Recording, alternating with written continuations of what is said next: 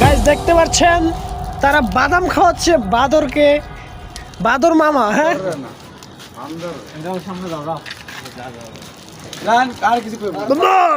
smile smile কাটি দিছি কাটি মাছ দৌড়ে না তো